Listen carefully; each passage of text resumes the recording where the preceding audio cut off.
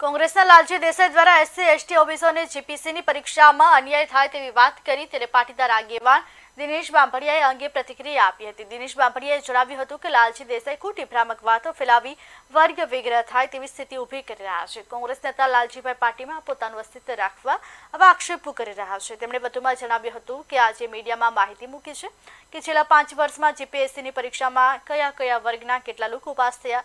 સરકાર દ્વારા લેવાતી કોઈપણ પરીક્ષાને જ્ઞાતિ જાતિ સાથે જોડવાના બદલે વિદ્યાર્થીના હિતમાં નિર્ણય લેવાય તેવા પ્રયત્નો કરવા જોઈએ।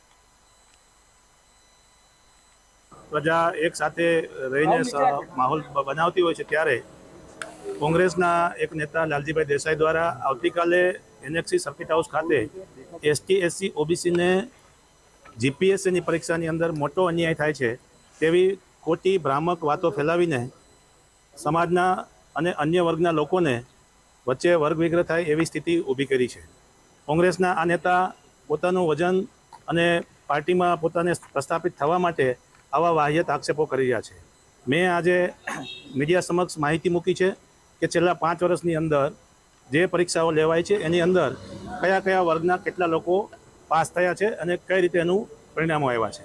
એટલે આવી ખોટી ભાંભણા ફેરાવી જીપીએસસી હોય કે ગુજરાત સરકારની કોઈ પણ પરીક્ષાઓ હોય એની અંદર પ્રશ્નો થતા હોય તેને જ્ઞાતિ જાતિ સાથે જોડવાના બદલે એને ફક્ત ને ફક્ત વિદ્યાર્થીઓના હિતમાં નિર્ણય લેવાય તેવી રીતે પ્રયત્નો કરવા જોઈએ, નહીં કે પોતાના અસ્તિત્વ માટે। પ્રજા એક સાથે